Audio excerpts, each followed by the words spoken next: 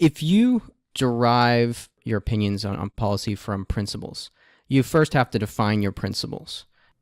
I think within our country, we got a group of men who, some coming from a Christian background, some coming from a deist background, came to this idea that we don't belong to the state. We belong to our Creator. And because that we belong to our Creator, we don't belong to one another. We own our body, we own our property, and we own our destiny.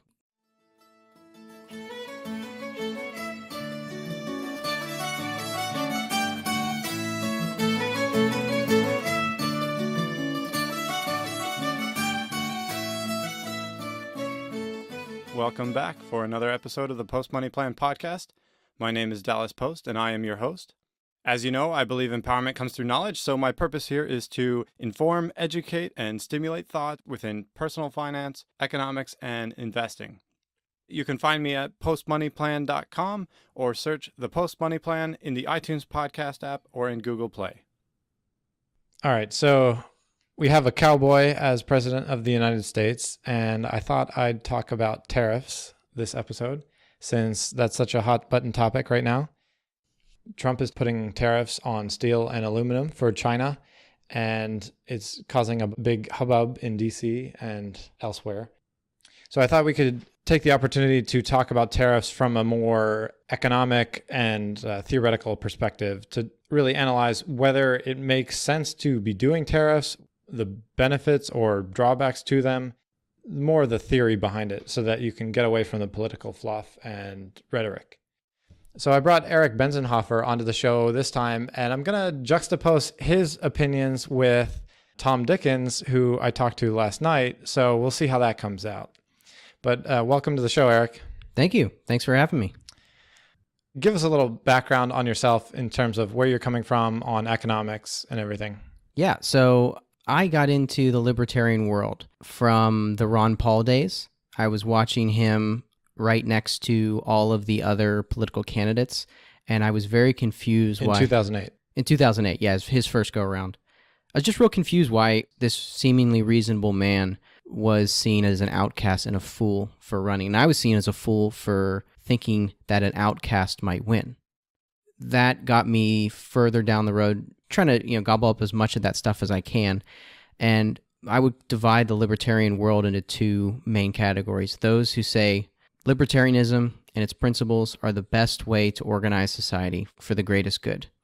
And the other camp saying that libertarianism is derived from the most moral and the most right principles, and therefore that should be the way we organize society because it's right and nothing else really matters. Some generalizations that I've come to is that it seems like people who come to libertarian schools of thought tend to be contrarians, first off, and then... I disagree. Okay. And also critical thinkers, somewhat more intangible and conceptual in their thinking than the average person. Tangible and conceptual. This would be a good time to plug my podcast. Yeah, let's hear it. So I'm half of the Idea Tank podcast, where we conceptualize ideas that we're never going to do, and we have a lot of fun. We're 28 episodes in, ideatankpodcast.com. So you're only emphasizing my point. All right, so you got into the libertarian school of thought in the Ron Paul days, and was that completely new information to you at that point in time? Yeah, politics in general was new information. People would ask me, am I Democrat or Republican? And I would say, I'm a kid. It was back in high school. This stuff doesn't affect me. My first exposure to politics was watching George W. Bush's State of the Union. I was like, what is this? Someone said, he's going to talk about what's going on in the country. And I was blown away because when I finished watching, I said, he didn't say anything. All he said was, we're going to make changes. And then people clapped. All these generalities were out there. I was really interested in what this guy thought, what was going on, what were the options, all these things. And the madness of it all never stopped until I saw Ron Paul speaking clearly. Truth to power. Yes. All right, so let's talk about the situation briefly, and then we can get into the theory behind tariffs. So what's been going on is Trump's been coming out saying, hey, we need to slap tariffs on China on steel and aluminum, but it's more just general in nature. And his excuse or reasoning behind it is saying that China is stealing our intellectual property, which actually is true. I mean, we've seen that where a lot of Chinese manufacturing is copying software or products or whatever, like knockoff brands and movies and things like that. But anyway, he's using that as a scapegoat, if you will, to then institute some kind of penalty against China. So it's like a tit for tat kind of concept is the way it's coming across. But just as a point of reference, I found that the Commission on Theft of American Intellectual Property assessed that the cost of Chinese theft of IP is up to $225 billion a year. Whether or not that number is true, it does say that there is like a big amount of money involved in terms of loss and theft. R&D is very costly and time intensive. And if you put the effort into researching and developing something, and then someone comes along and copies that from you with no effort involved, then it disincentivizes you from undertaking that effort in the future. So anyway, that's kind of tangential. It seems like Trump is using these tariffs as a penalty against China for IP theft. 25% tariffs on steel imports from China and 10% tariffs on aluminum imports from China. So, okay, that's the situation. Let's talk more theory. When we talk of tariffs, what comes to mind for you and what are your initial thoughts? My understanding of tariffs is you've got two parties voluntarily agreeing on a set price for an item, steel, aluminum. And then a third party comes in and says, great, you guys are making that decision. Now there's going to be additional cost on those items, and that money's going to come to me. Yeah. And the derivative impact of that is that the tariff is increasing the cost to the end consumer, whoever is buying the goods. So in effect, we know from economics that through the law of supply and demand, if you increase the price of something, you will essentially decrease the demand for it. So the idea being you're going to reduce the money flowing in the direction of the exporter. Mm-hmm. A tariff on steel from China means the price of steel in America from China will be higher, right? Therefore reducing the demand for Chinese steel in America, therefore reducing money going from America to China for the purchase of steel. So that's the idea of where it's coming from. But does that really make any sense? Does it make sense? Sure. Sure, it makes sense, but is that right? What's your favorite drink? Mountain Dew, man. Mountain Dew. Okay. So that's great. But I've decided, and I actually asked a bunch of people, and we took a vote, and we've agreed that the next time you enjoy Mountain Dew, you're free to do so. You're a free man. You're in a free country. But every time you do, you're going to have to pay us $1. This is like I'm moving back to Philadelphia because when I was up there, they instituted a soda tax. Yeah.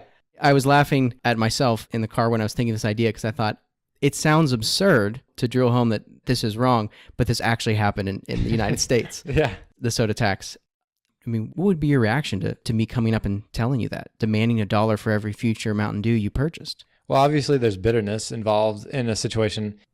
You become resentful at owing something that you didn't owe before. That change doesn't make any sense. If I didn't have to pay it before, why do I have to pay it now, kind of thing? Yeah. Yeah, so if you derive your opinions on policy from principles, you first have to define your principles. I think within our country, we had a group of men who, some coming from a Christian background, some coming from a deist background, came to this idea that we don't belong to the state. We belong to our Creator. And because that we belong to our Creator, we don't belong to one another. We own our body, we own our property, and we own our destiny. We can make free decisions. If we own one another, then we could make decisions like this, where I've decided that Mountain Dew's bad for you, so we're going to take appropriate action for the betterment of your future, your life, your property too, because we think it's better for us to take $1 by force. And all these things are by force, because if you don't pay the Mountain Dew tax, I mean, I like to say it as almost gruesomely as possible to really hammer home what we're doing when we're saying we're going to enforce a law. If you don't pay me that $1 for drinking a Mountain Dew, we're going to fine you. If you don't pay the fine, we're going to come to your house with authorities with guns, and we're going to take you to a cage and lock you up. Like, that's appropriate to do for somebody who murders, for somebody who rapes. I think as a society, we should do that because people own their lives. People own themselves. That's why you can't aggress against people. But this property thing is maybe where a lot of people go away. Do you really own your property? Is it really God has given you the ability to bring value to the economy, which brings money back, and that belongs to you unless you voluntarily give it to somebody else?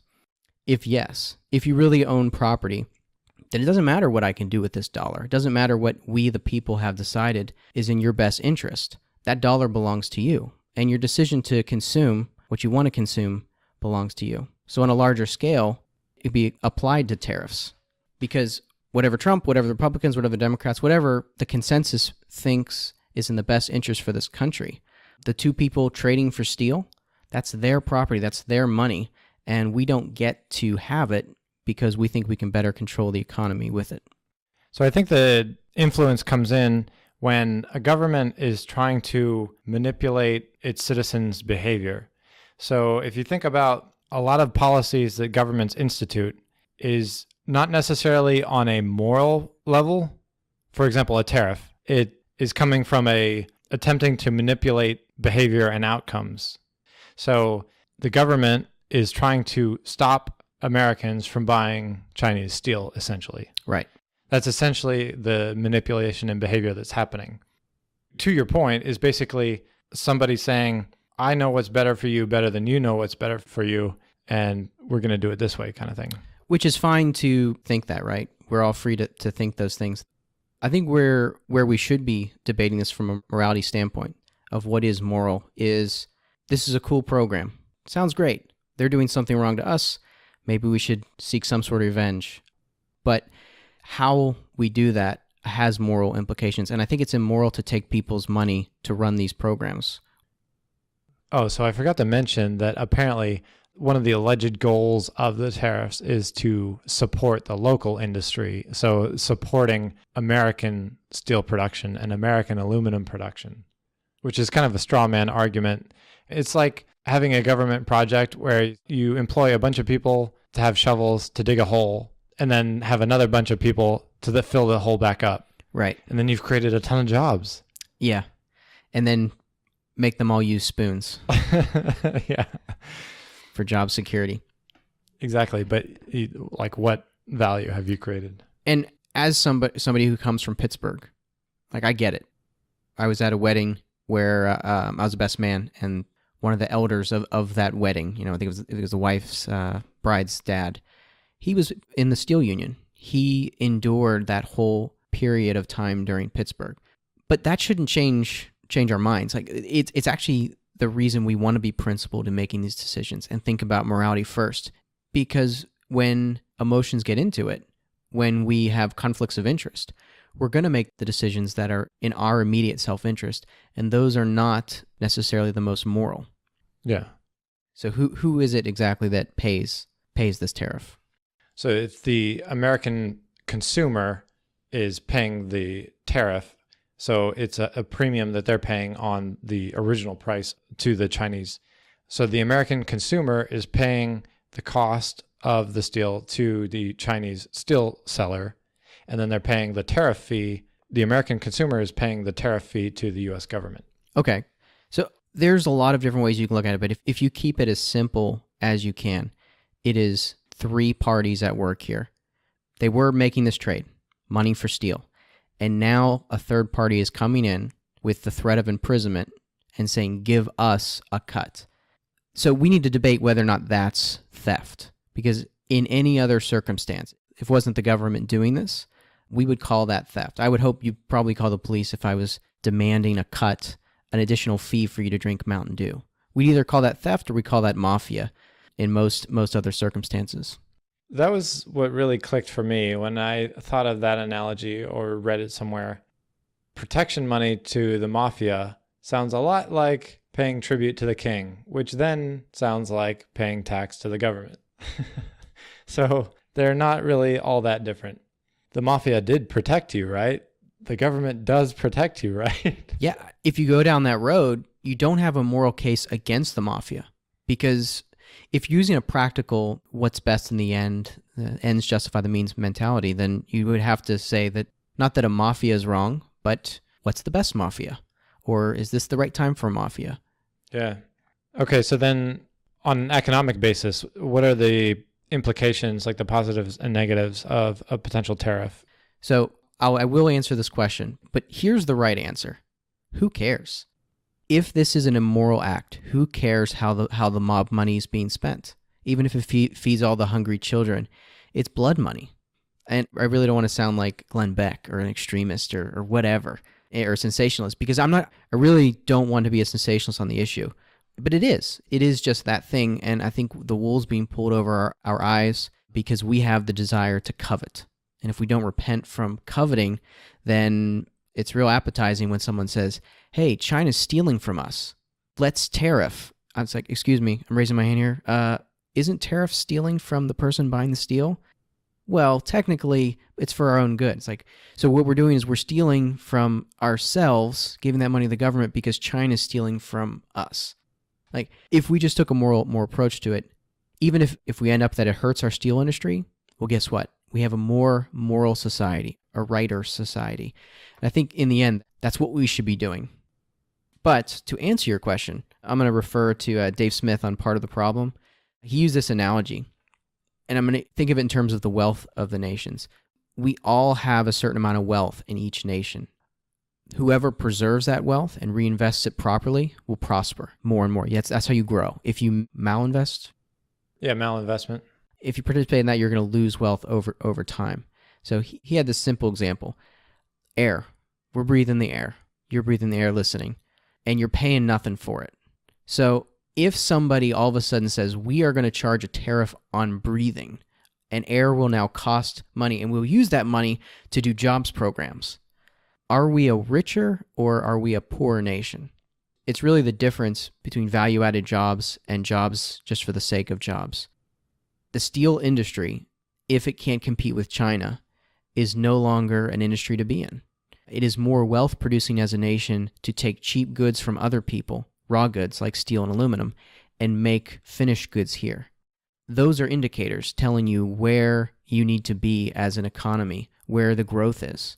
If you can't compete anymore, then you have not competed, and the free market will cleanse you from existing, which is awful if you narrow in on the exact families that are suffering from it.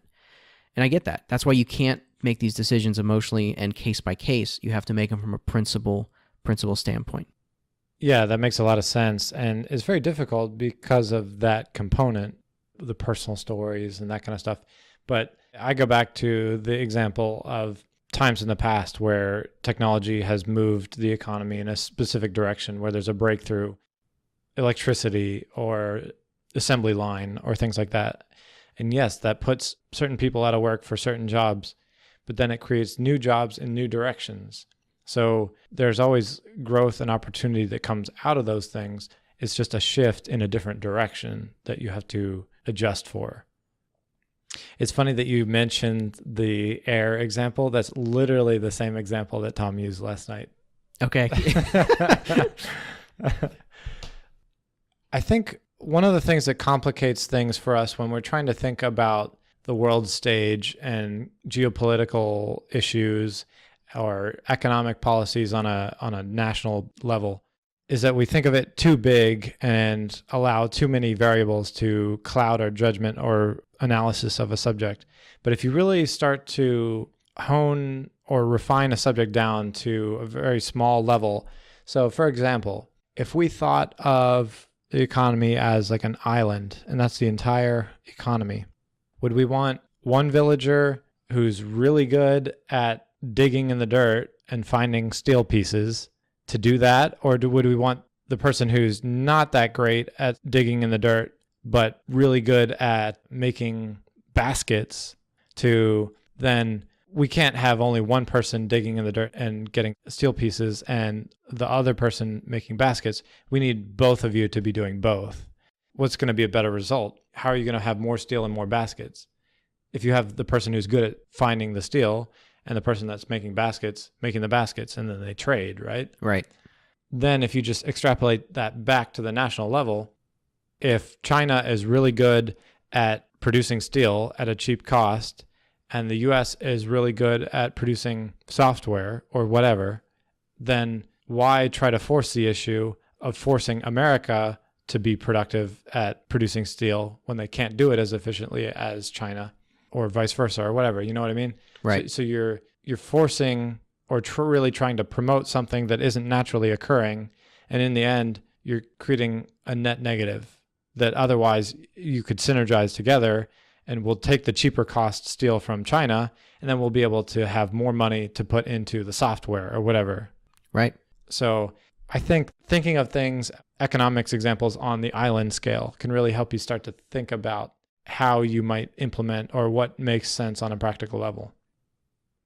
So you don't even care to think of even the negatives of it when you find it just like morally reprehensible in the first place. Yeah. To me, it's not at the exact same level, but it's in parallel to, I'm sure when they were thinking of abolishing slavery, there were people who were talking about the economics of it. That's pretty nauseating to think about looking back, to think that anybody would talk about slavery from any other standpoint besides, this is wrong. We need to stop this. So much like that was most rightly handled as an abolition movement. This has got to end because it's wrong. That's how we should look at things, because if something's wrong, we should end it. And if something's wrong, but we're justifying it to help ourselves economically, that in itself is evil. And as you said, morally reprehensible. Are you organizing the next Tea Party? No. Well, although it sounds like they might have made a lot of money organizing that Tea Party. What happened to the Tea Party? I'm talking about the old Tea Party, not the new Tea Party. Throwing steel off the boat? No, throwing tea off the boat. That's what the Tea Party was. Oh, yeah, no, the new one. Oh, yeah, okay. Yeah. I have been working out a little bit. Maybe I can flip some steel.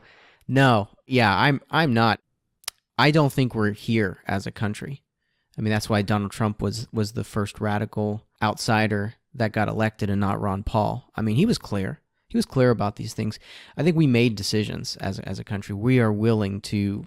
We're giving money to the mafia. I mean, we've chosen initial security over liberty. We've done all these things, and so I get why his message resonates with people, because they're promised security. That's why he won this election. Because I remember when the election was going down, I told somebody, I said, I think Trump's going to get Pennsylvania. That's what they're predicting. And that person looked at me like I was nuts. They said, no. And they walked away. Like they completely dismissed anything else I had to say because that was so absurd. But he won all these Rust Belt states. So from a strategic standpoint, when the ends justify the means, Trump's got to do this. He's got to appeal to that base that got him there to maybe keep him there if he wants to stay. So thinking of, for example, the car industry, I think time has demonstrated that the American auto industry is strictly inferior to Japanese. Oh. So why are we trying to force American car production if we're not good at making cars? We're pouring resources into making that work when we could just be buying them cheaper from Japan and pouring that money into something else that we are good at. To me, it's another example of trying to force something and in the end having a net negative. Yeah.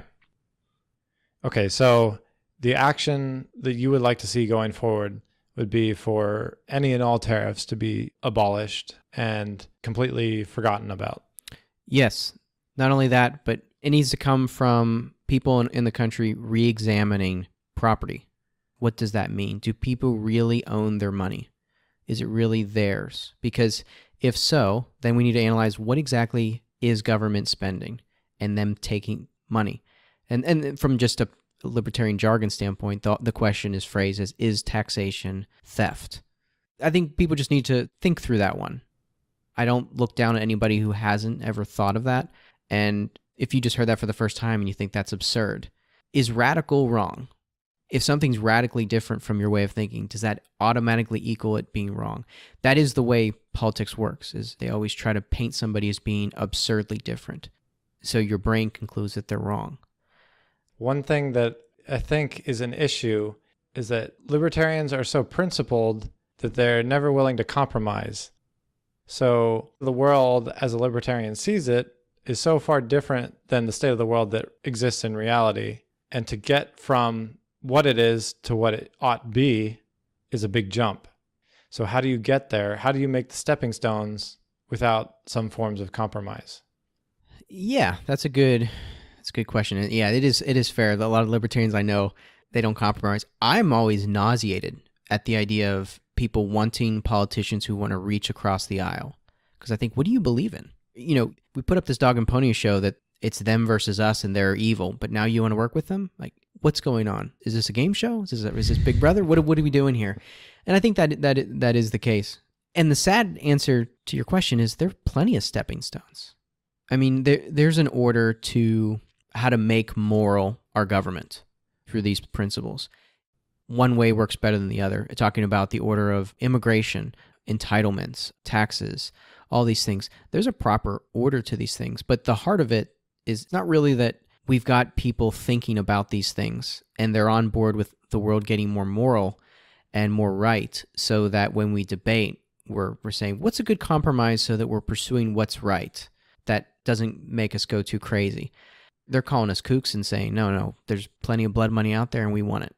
That's the conversation that's going on. So it's almost impossible for us to compromise with that. Well, sure. I mean, I don't think you should compromise on a moral level. The point that I'm making is, for example, like if taxes are wrong and we shouldn't be doing them, and currently taxes are deeply ingrained in the way the society works, I would think you have to make stepping stones of eliminating this tax or that tax. I just don't think it's practical that you could get society to move in such a way that just say like, okay, never mind, we won't take your money from you. Do you think that there's any world where you could wake up and that could be the case?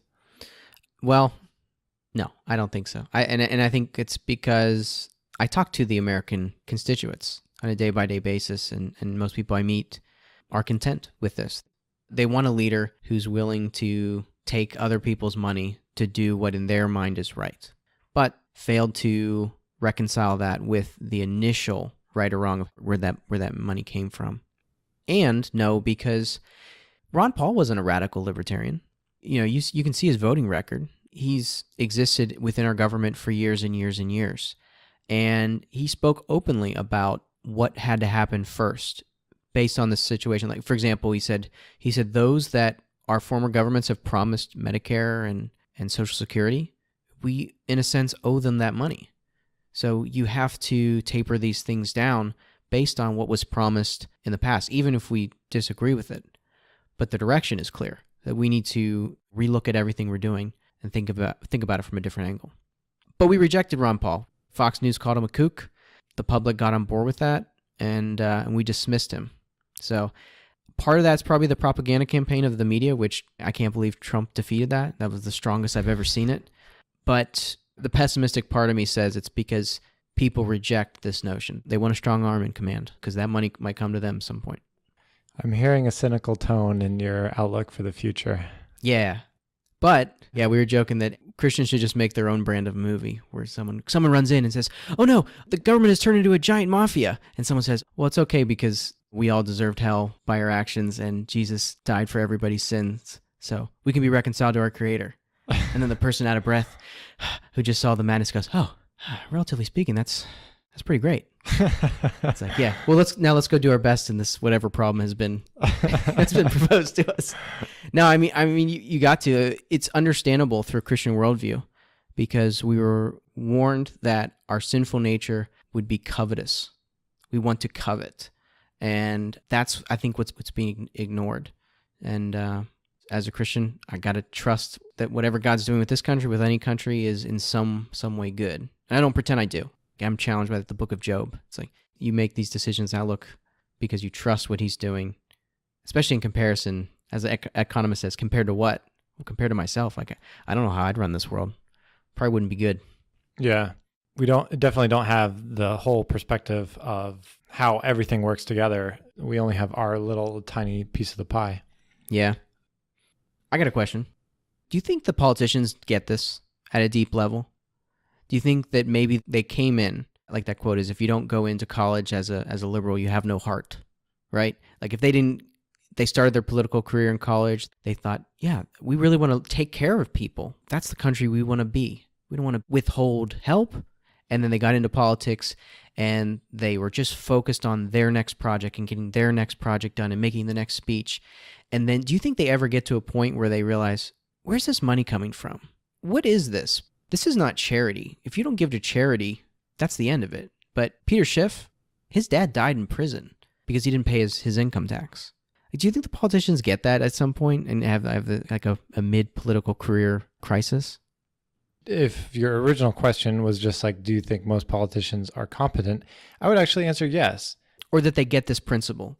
Are they wrestling through the question of whether or not taxation is theft? No, I don't think people view it that way. That it's just like a natural state of the world kind of thing. Yeah. And that there's nothing wrong with it. That's how it works. Yeah.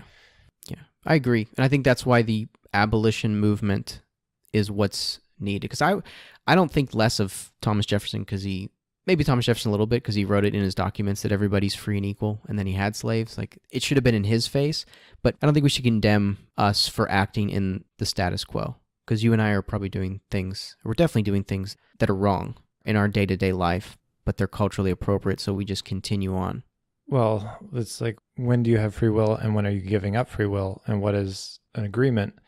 If you agree to work for the shipping company for 7 years after they give you a ride from Europe over to America because you can't afford it, is that a reasonable deal that you've consented to? Or is that unethical indentured servitude? Or even forms of slavery where people would maybe like sell themselves into slavery. Yeah.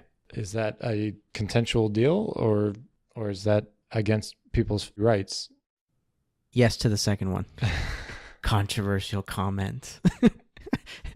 Yeah, and I guess let me separate condemn and judge, because I think we misuse judges.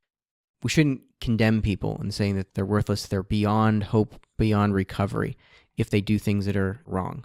But we should judge properly. We should divide right and wrong within our lives, within our decisions, within our cultural norms to figure out which we should steer into and which we should steer away from.